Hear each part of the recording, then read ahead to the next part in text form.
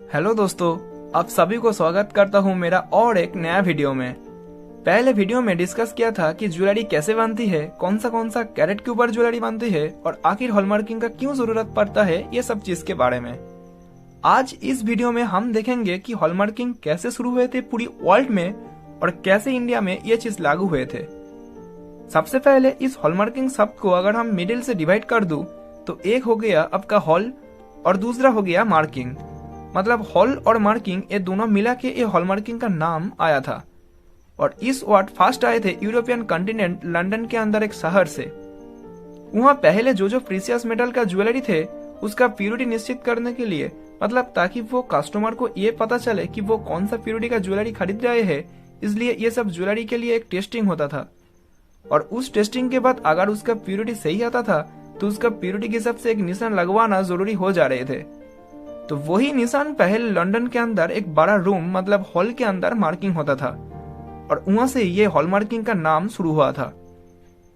Europe के अंदर France में साल 1260 में किंग फिलिप III पहले शुरू किए थे कि वहां पे जितने भी सिर्फ सिल्वर मतलब चांदी का जो आभूषण है वो सब आभूषण के ऊपर उसका प्योरिटी के हिसाब से मार्क होना, ताकि वो सब आइटम खरीदने से पहले वो कौन सा प्योरिटी का है ये आइडेंटिफाई किया जाए। और ये किंग फिलिप III का सक्सेस देखकर किंग फिलिप IV साल 1313 में वो मार्क गोल्ड आभूषण के लिए लागू किए थे।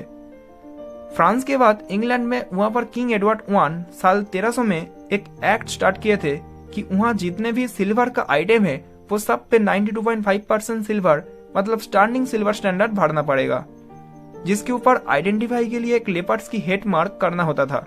1327 साल में किंग एडवर्ड III इंग्लैंड में एक कंपनी ओपन किए थे, वो था गोल्डस्मिथ कंपनी, जिसका हेडक्वार्टर था लंदन में गोल्डस्मिथ हॉल नाम से। और वहां से ही जो हॉल के अंदर मार्किंग होता था वही इंग्लिश टर्म हॉलमार्किंग नाम फर्स्ट रिकॉर्ड हुआ था साल 1721 में। इसके सब कहानी के बाद आए थे मॉडर्न हॉलमार्किंग, जो कि 1972 नवंबर में यूरोपियन कॉन्टिनेंट में सारे कंट्री मिलकर एक ग्रुप प्रीसियस मेटल और उसका हॉलमार्किंग की कंट्रोल के ऊपर एक वियना कन्वेंशन की साइन किए थे कि जितने भी प्रीसियस मेटल का आर्टिकल्स है उसका प्योरिटी निश्चित करने के लिए एक पेपर में साइन किए थे उस देश का एक ऑफिस में। और वहां पे ये एग्जामिन करने के बाद जो साइन आए थे वो कॉमन कंट्रोल्स मार्क्स के हिसाब से आइडेंटिफाई है, जो 21 यूरोपियन कॉन्टिनेंट में तब साल 1972 में लागू हुए थे। कल्चरली अगर देखा जाए तो हमारा इंडियन पीपल के लिए गोल्ड एक अट्रैक्शन है। इसको पहनने में जैसे सॉफ्ट लगता है, मतलब कोई हार्मफुल एलिमेंट या स्किन के साथ रिएक्ट करे ऐसा कुछ एलिमेंट नहीं रहते हैं, वैसे ही इसका मार्केट प्राइस भी ज्यादा है, जो महंगे वाली एक चीज होता है। आखिर अगर देखा जाए तो इसका डिमांड दिन के दिन कम नहीं हो रहा है, बल्कि हर टाइम इंक्रीज होने जा रहे हैं। साल 1982 हमारा इंडिया में गोल्ड का एनुअल कंजम्पशन था 65 टन्स और उसके बाद ये 800 टन्स हो चुका है, जिसके अंदर 80% ज्वेलरी फैब्रिकेशन के लिए, 15% इन्वेस्टर डिमांड के लिए और 5% इंडस्ट्रियल पर्पस के लिए इस्तेमाल होता है। रिमार्केबल फीचर्स यही है कि जिस तरह से गोल्ड का इन्वेस्टमेंट मार्केट में आया है, हम ये चीज देखे होंगे कि आज के दिन में आप बैंक में जाकर गोल्ड रख के वहां से हम आसानी से लोन पा जाते हैं। तो अगर अर्बन साइड से देखा जाए वहां गोल्ड इन्वेस्टमेंट में ज्यादातर इस्तेमाल होता है रूरल एरिया के बदल में। हमारा हेल्थ के लिए जिस तरह वर्ल्ड हेल्थ ऑर्गेनाइजेशन होता है उसी तरह गोल्ड के लिए वर्ल्ड गोल्ड काउंसिल है। उनका अगर एक रिपोर्ट में देखा जाए तो गोल्ड का इंडियन हाउस होल्ड है 23,000 टन्स। इससे हम पता लगा सकता है कि गोल्ड का कीमत कितना है इन्वेस्टमेंट और एडोरमेंट के लिए। या फिर कुछ लोगों ने तो गोल्ड का आर्टिफैक्ट्स बनाकर भी घर पे रखते हैं। प्योर गोल्ड ज्यादा सॉफ्ट की वजह से इसलिए हर वक्त इसके साथ और 2-3 कुछ मेटल बाहर से ऐड करके उसका स्ट्रेंथ देना पड़ता है। और यही चांसेस रह जाते हैं कि जो ज्वेलर्स है वो बनाने के समय एक कैरेट के हिसाब से जितना गोल्ड डालना पड़ता है अगर वो कम डाल दे, या तो फिर दूसरा कोई मेटल जैसे कि सिल्वर और कॉपर वगैरह ये ज्यादा डाल दे, क्योंकि सिल्वर का प्राइस गोल्ड से कम है। तो इन मामलों में उनका तो फायदा होने जा रहे हैं पर आपका एक तरफ से नुकसान होने जा रहे हैं। तो ये टेक्निकली टेस्ट के अलावा बहुत ही डिफिकल्ट है फाइंड आउट करने का। ज्वेलर्स लोग क्या करता है कि जो हाई कैरेटेज वाला ज्वेलरी होता है उसके लिए कम कैरेटेज वाला ज्वाइंट शोल्डर लगा देता है, या तो फिर कम कैरेटेज वाला ज्वेलरी के लिए ऊपर हाई कैरेटेज पॉलिश लगा के रखता है ताकि बाहर से कुछ पता ना चले कि ये कम कैरेटेज का है।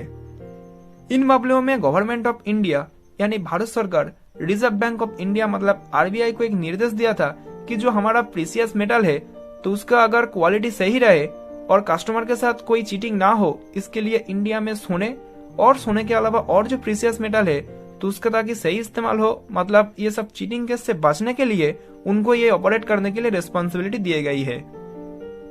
कमेटी के 9th मीटिंग 2 जनवरी साल 1999 में मुंबई में हुआ था और उस मीटिंग के अंदर आरबीआई का एग्जीक्यूटिव डायरेक्टर ये बीआईएस को अपॉइंट किया था ये हॉलमार्किंग स्कीम को इंडिया में ऑपरेट करने के लिए। उस टाइम से बीआईएस ये हॉलमार्किंग स्कीम ऑपरेट करने लग गए थे ताकि चीटिंग के खिलाफ कंज्यूमर को प्रोटेक्ट दे सके और भारत के अंदर सोने और चांदी का मार्केट और भी बेहतर कर सके। बीआईएस है ब्यूरो ऑफ इंडियन स्टैंडर्ड, जो भारत सरकार की एक नेशनल स्टैंडर्ड बॉडी है जो पार्लियामेंट के सारे एक्ट के ऊपर काम करता है। इसका पहले नाम था आईएसआई, मतलब इंडियन स्टैंडर्ड्स ऑफ इंस्टीट्यूशन। हमारा डेली लाइफ में ऐसे नेसेसरी बहुत सारे प्रोडक्ट है जिसका क्वालिटी डिपेंड करता है, क्वालिटी के लिए बात उठता है, तो वो सब प्रोडक्ट ताकि कस्टमर को सही मिले, मतलब कोई फेक प्रोडक्ट या हार्मफुल एलिमेंट उस प्रोडक्ट के अंदर ना रहे और उस प्रोडक्ट हमारा इको फ्रेंडली हो, तो इसके लिए वो प्रोडक्ट मार्केट में आने से पहले बीआईएस उस प्रोडक्ट का एक बार टेस्टिंग करता है और सभी प्रोडक्ट के लिए अलग अलग टेस्टिंग चलते हैं। इसके लिए वो किस तरह से टेस्टिंग होगा उसके लिए एक प्रोसीड्यूर बनाना जरूरी होना पड़ता है। बीआईएस ये सब अलग अलग प्रोडक्ट के लिए अलग अलग टेस्टिंग प्रोसीड्यूर बनाता है जिसको हम बोलते हैं आईएस, मतलब इंडियन स्टैंडर्ड्स, और बाद में उसका स्कीम को इसी तरह ऑपरेट करता है। ये सब प्रोडक्ट के ऊपर आप देख ही होंगे कि एक आईएसआई मार्क रहता है और साथ ही साथ वो पर्टिकुलर प्रोडक्ट के लिए कौन सा आईएस, मतलब वो कौन सा इंडियन स्टैंडर्ड के हिसाब से टेस्ट हुआ है वो लिखा होता है और उस प्रोडक्ट बनाने का जो ओनर है उनका सीएमएल यानी लाइसेंस नंबर भी रहते हैं।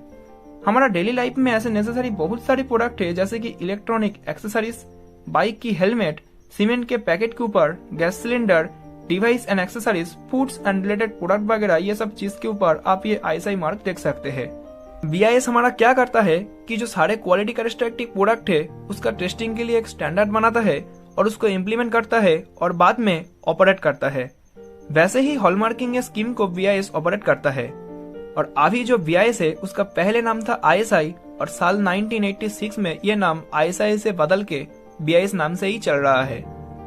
2001 और 2006 में BIS 2 market sample survey conduct किया था और ड्यूरिंग दी सर्वे 2001 में 120 नॉन हॉलमार्क सैंपल उठाया गया था 8 शहर से और 2006 में 162 नॉन हॉलमार्क सैंपल उठाया गया था 16 शहर से।